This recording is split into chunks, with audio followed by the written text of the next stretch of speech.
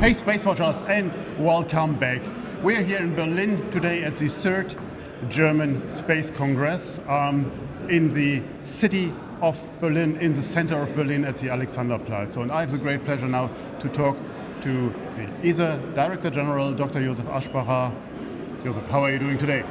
I'm doing very well. There's a very good mood here. I think all of Germany and all of Europe are ready for the Ministerial Conference. A lot to be done. Tell me more about it. What are the signs for this new courage, for this new momentum, so from your point of view? Today it's much easier to sell or to explain space to the politicians, to the people. There are two arguments that are really, I think, very strong. One is the economic argument. Space has become really a technology, a discipline which is entering so many domains of daily life, from weather forecasting to banking to driving with navigation systems and health and many other domains. So it's really entering a lot of discipline, so that means it is becoming part of daily life. So therefore space is absolutely needed in order to live as we live, that means with a certain technology and a certain standard of living. The second point that has become very strong and that did not exist maybe 2 or 3 years ago or maybe 1 year ago, at that strength is defense and security.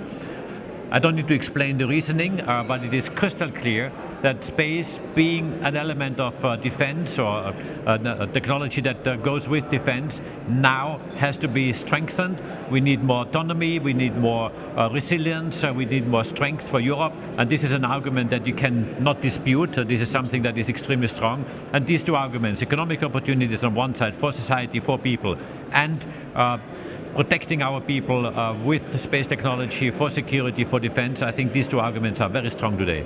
Absolutely. As we're coming last week from the World Space Business Week in Paris, we learned that the numbers of the defense spending with $73 billion exceeded by far now the spendings on the civil side with $62 billion worldwide. So what is your expectations to the German side for the ministerial? I mean, Germany, we are the biggest contributor to ESA at the moment, with I think 4 billion are signed in Sevilla. So what are the expectations? The expectations are high, and not only from me as Director General to Germany, the expectations are high from all the countries of ESA. And Germany has always been a leader for many aspects, and the same applies in space. So if Germany is coming strong at the ministerial, all the other countries will not only look at it and watch it very carefully, but be really motivated and pulled up, if I may call it this way, by a strong German subscription. So therefore, Germans' strength, Germans' investments in space are also a model for many other countries, I would say almost all the countries in these member states. So in other words, there's more at stake than just looking after the very German interest. It is a European interest that needs to be supported, and Europe altogether needs really to lift its ambition in space. We are excellent, we have incredible capabilities, incredible programs of top quality, but we are small. And small compared to the United States, sure, but also getting smaller compared to China and other countries. And this cannot be, because we have the capacity, we have the engineering ingenuity. That means we really know what to do and how to do it. But of course, if there is not funding provided for it, you can't do it. So therefore, this is really extremely important to make sure that on one side we don't lose this capacity, on the other side actually to formulate it much more positively, to use the capacity, make a step upwards, be a leader, and develop incredible world-leading programs, as we have done in the past through Galileo, Copernicus, Earth Science, Hera, and many others. So we can do it, but of course we have to put energy behind, and energy means funding in Berlin. In Bremen. In Bremen, but from Berlin. From Berlin, exactly. Yeah. But I think no one denies the innovation power here from Germany and from Europe, not just Germany.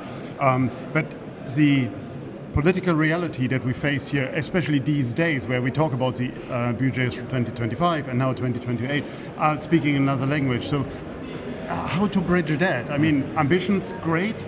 Reality, as it is. I mean, you're not the only one saying that, and this is something that, of course, we have always to, I would say, to combine the ambition and the good arguments for space on one side with the reality you have, that means the money in the pocket that you can provide in order to support these ambitions. And this is a normal discussion.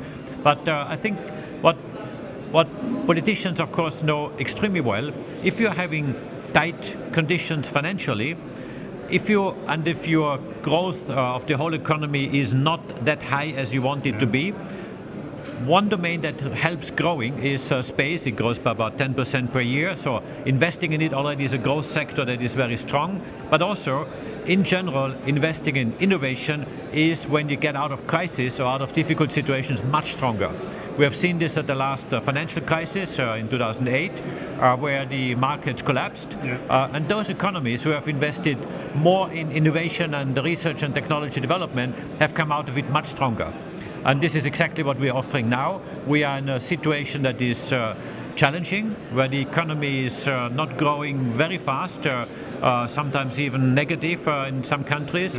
And space is an element of innovation that can help pull countries out of, I would say, a flat area or a negative area, including the mood, including investment opportunities, including industrial opportunities, and therefore really create a momentum to really lift up not only the space sector, but the country as a whole. Let's spend one moment on the defense side. I mean, as I mentioned, the numbers before, we learned also that the defense sector is pushing at the moment hard the commercial space sector. How do you position ESA in this very complicated situation based on your mandates? Let me be very clear. First of all, defense is national sovereignty. That means Germany and France and Italy, but also smaller countries, they are in charge of defense for their country, and this is a responsibility of any member state. However, having said that, if a national sovereignty, a national capacity is utilized and shared with others, and I'm thinking here of satellites in the domain of reconnaissance, intelligence, for example, if Germany has a satellite already in orbit or planning to be built, and it's using itself maybe 10, 20, maybe 30% of its capacity, there's still maybe 50% available to be used by others. They can be shared with France, can be shared with Italy, can be shared with Austria or other countries.